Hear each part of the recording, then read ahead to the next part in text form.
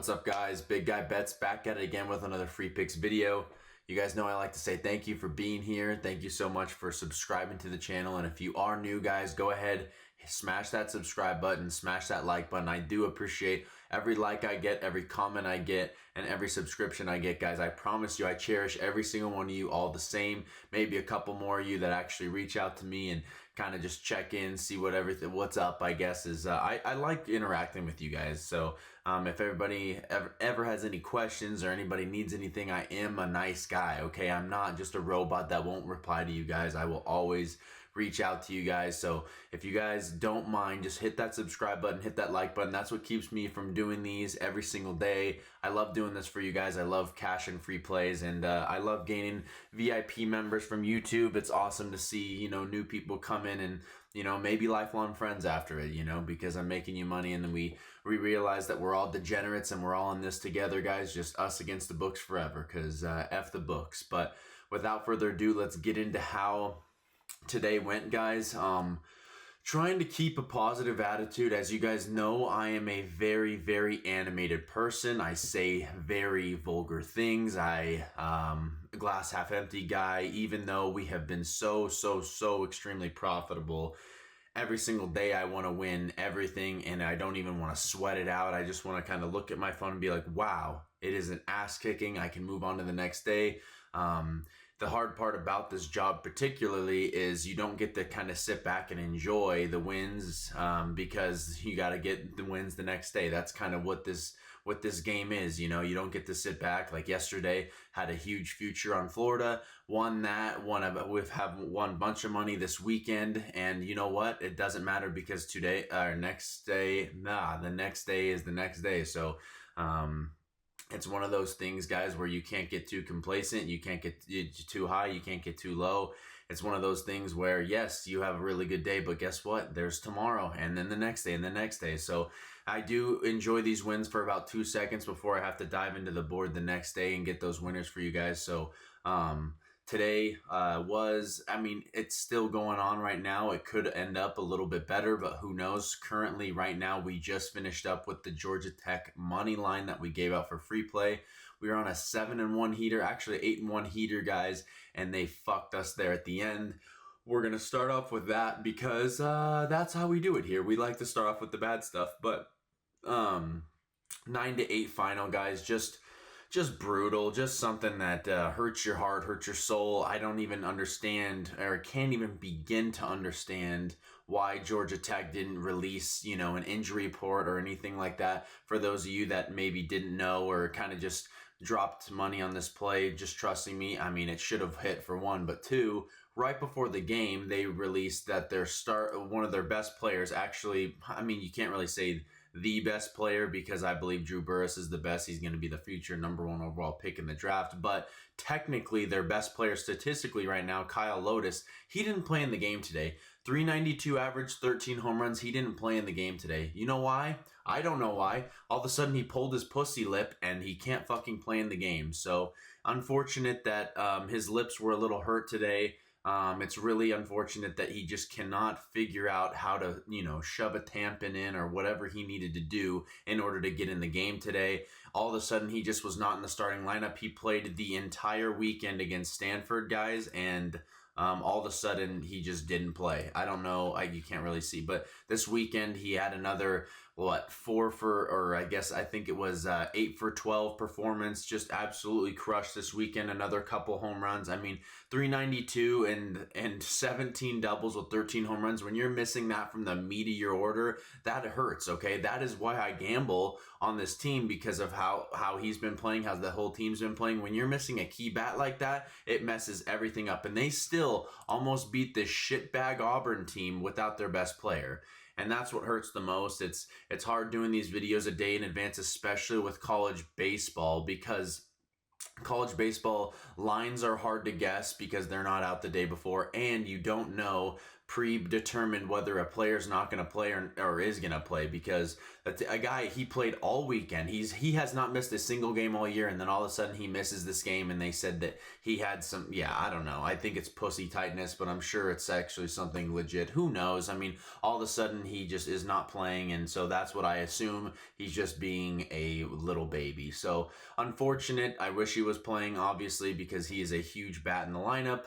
Probably would have been the extra couple runs that we needed in order to win the game today. Auburn, I don't have their stats pulled up against UAB from last week, but for those of you that are in VIP, you know this very Auburn team last week rolled into 6 double plays, a season high, a team high against UAB last week, and then this week against Georgia Tech. Apparently they figured out with runners in scoring position. Last week they were about 2 for 12. Today they were 6 of 13, and Georgia Tech was 5 of 14. Both left 9 runners left on base, but it was a situation where Georgia Tech nabbed the lead, and then this was the worst part about this one. It was an 9-8 ball game, kind of how you see it here. They had a runner on third base, 1 out, or a runner on second base, 1 out, and there was a hard hit, 102 off the bat up the middle, off the guy's fucking shin, and the guy couldn't score because they left it in the infield. If that guy wouldn't have the shins of Shaq, he would have gone through and he would have scored, and it'd be a tie ball game, and then it'd be a completely different ball game. They would have played it completely differently when they got the leadoff hitter on. They could have bunted him over, and they've done a whole bunch of different things, guys. Just super unfortunate. That guy, again, has the shins of Shaq, has got the, Achilles heel of God. I don't know what the hell happened there, but basically a line drive up the middle off of his shin. Guy doesn't end up scoring. It's just really unfortunate. I mean, you never like to see runner on third less than 2 outs, 4 for 4. I haven't seen Auburn do that all year, even when we have coin on them. And then bases loaded 1 for 1, whereas Georgia Tech was 0 for 1. So just a lot of different things that didn't go our way in that specific game. But I still believe it was the right side. I still believe that that this game should have came out on top. So honestly, can I be mad at it? Yeah, the outcome, yes. But did my process work? Yes. I mean, again, guys, if I don't know that their best player is gonna be hurt, that's why you guys join on VIP, because I really, once I see that, I want to let you guys know that. But I do understand that some people, whether they have bookies or can't cash out on certain things, it's unfortunate. So that's what we deal with in the college baseball game. Sometimes we get the best of lines because the books don't know, but also we get a worse line right there because their best player didn't play. But it's okay, guys. Again, 8-8, now it's 8-2 of our last 10. I'm gonna take that every single day, guys. Going to the other one, a 0.7 unit on Alabama and Oklahoma moneyline parlay. This, I believe, just finished up. Maybe it didn't yet, but Alabama, I think, took care of business. And then Oklahoma, a team that just lost every single game this weekend against LSU at home. I thought they'd come out hungry, ready to go against a DBU team that's kind of skidding right now. DBU team that lost their last series at home against Western Kentucky. And Oklahoma just shit the bed. The last time I checked, it was 9-1. Just a team that you can't really figure out. I think they're going to try to do the hot, cold, hot. They start off the season really hot, then they're getting cold, then they get hot at the right time. Could be a team to look at, but they're so bad at hitting that I can't even express how bad it feels watching them. It's like Bad News Bears, but worse. I will not be betting on that team anytime soon because of the way those bats are looking, but last time I checked, it was 9-1 against DBU. DBU played like shit, and they still are going to beat Oklahoma. Oklahoma will now be 4 straight losses at home. Embarrassing. And then this is where my knowledge and my power comes to life, guys. I mean, Elon plus 4.5. I don't know if you guys know, Elon is a school. It is not Elon Musk. This is a school. So this school ended up playing against North Carolina. I said it here in my write-up, and I'll go ahead and show it to you guys, just kind of showing you what VIP looks like. We have it right here. Elon is sneaky today as an outright dog, in my opinion. North Carolina has Wake Forest on deck, and we all know that they're looking ahead for them. For Elon, this is their game of the year. They are going to look to play spoil at home. So basically, what I saw here is Wake Forest is on deck for North Carolina. They're not going to be, looking ahead to Elon. They went from home to play Elon, and then back to home against Wake. That's just a weird travel schedule to me. That was an easy +4.5. I should have probably done a couple more units on it, but it is always sketchy taking those dog shit teams. But at the end of the day, they cashed for us when the other teams didn't. So thank you, Elon. And yeah, I don't even know what their mascot is, to be honest with you. I just know they play ball at an elite level when we need them to. So the last one, Kansas State. Kansas State did win 12-2, and this is the one that's still pending as I'm waiting. It is a tied ball game. Kansas is tied with Nebraska, so still waiting on that one. Could be a profitable day if Kansas ends up winning this one, but if not, that would end up being a minus 0.3 units on the day in VIP. Not the best, not the worst. I mean, again, with my VIP clients, they know as well as I know, maybe we're not going to keep on having those huge days, 5-6 units, even though we did the other day. We're going to always stay steady, keep on building the bankroll, but we will never, ever have a day, one, where we go over, or two, go below 2 units on a day. So, yeah, that's kind of the card today, guys. I still am doing my promo code Florida. Okay, if you guys use promo code Florida on most of my packages, if you use it on the April pass, you will get 50% off the rest of the month. If you guys use code Florida on my lifetime, I still have 2 or 3 remaining, I believe. Go ahead, use code Florida off my lifetime pass. You will have a $500 fee, and that is it, guys, for the rest of your life. Until you dig me and put me in the dirt, we are riding together forever. We're going to keep on cashing at an elite level. There is not a better promotion on YouTube or on Winnable right now than taking that 90% and riding with me, guys, because at the end of the day, no one kills the books like me day in, day out. No one will cut their wrists for you like I will. I promise that. No. Joking, YouTube, joking.